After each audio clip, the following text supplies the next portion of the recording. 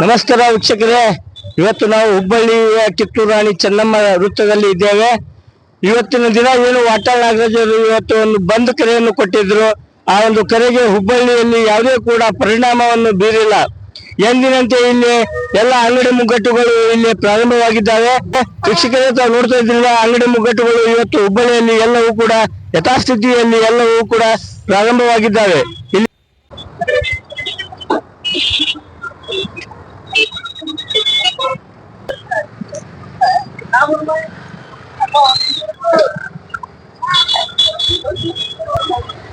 Sir, ಇವತ್ತೇನು ಒಂದು ಕರ್ನಾಟಕ ಬಂದ್ ಅನ್ನು ಕರೆ ಕೊಟ್ಟಿದ್ದಾರೆ ವಾಟಾಳ್ ನಾಗರಾಜ್ ಅವರು, ಅದ್ರ ಬಗ್ಗೆ ತಾವು ಏನ್ ಹೇಳಿಕ್ಕೆ ಇಷ್ಟಪಡ್ತಾರೆ?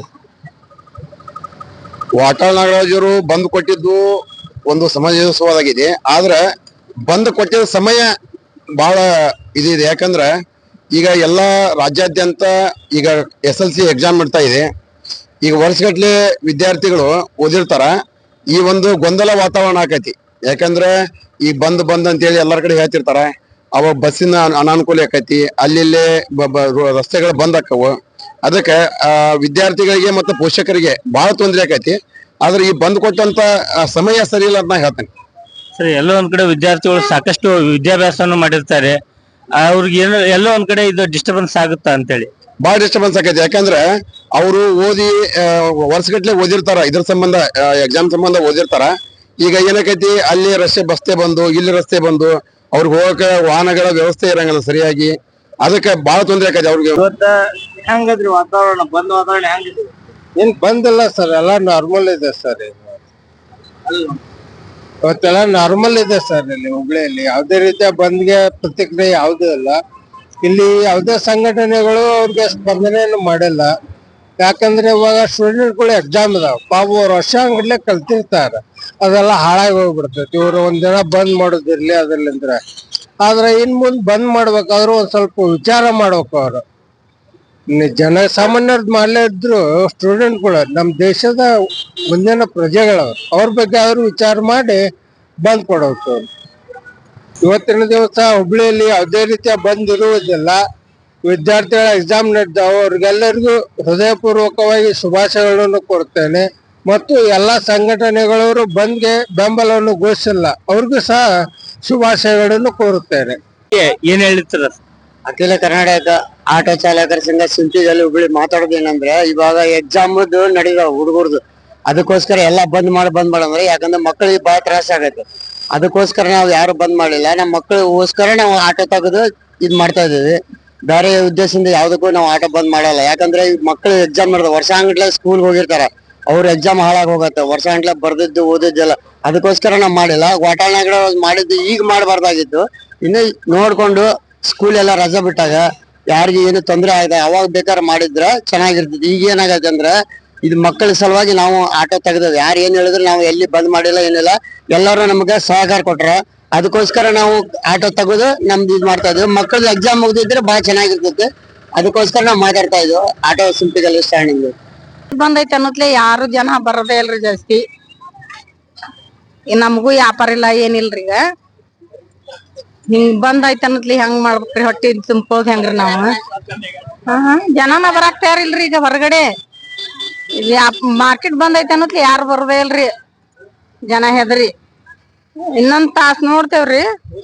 ನೋಡಿ ಏನ್ ಜನ ಅಡ್ಡಾಡ್ಲಿಲ್ಲ ಅಂದ್ರ ಮನಿ ಕಡೆ ಹೋಗಿ ಬಿಡ್ತೇವ್ರಿ. ಮತ್ತೆ ಏನ್ ಮಾಡ್ಬೇಕ್ರಿ? ಖಾಲಿ ಕುಂತ್ರಿ ಏನ್ ಮಾಡುದ್ರಿ ಇಲ್ಲೇ ಮಾರ್ಕೆಟ್ನ್ಯಾಗ? ಮುಂಜಾನೆ ಇವತ್ತು ವ್ಯಾಪಾರ ಇಲ್ರಿ. ಬೆಳಿಗ್ಗೆ 7 ಗಂಟೆಕ ಬಂದೇವ್ರಿ, ವ್ಯಾಪಾರ ಇಲ್ರಿ. ಜನಾನು ಬರ್ತಾ ಇಲ್ಲ. ತಂದಿದ್ ಮಾಲೆಲ್ಲಾ ಹಂಗ ಐತ್ ನೋಡ್ರಿ. ಇನ್ನೊಂದ್ ಸ್ವಲ್ಪ ನೋಡಿ ನಮ್ ಊರಿಗೆ ನಾವ್ ಹೋಗ್ಬಿಡ್ತೇವೆ.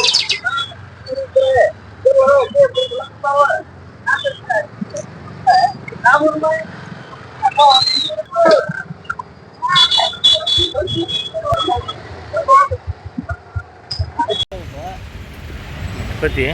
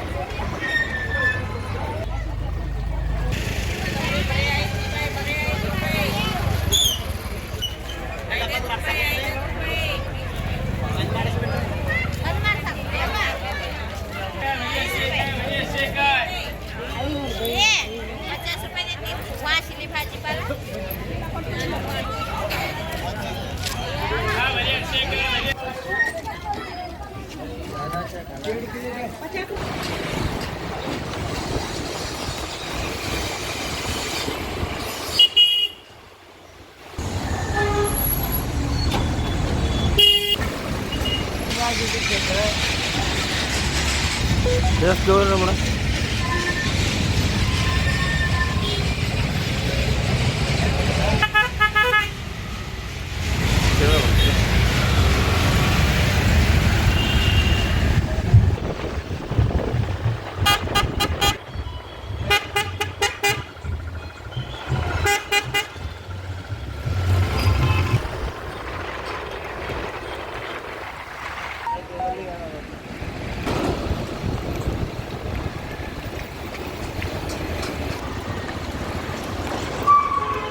ಹ್ಞೂ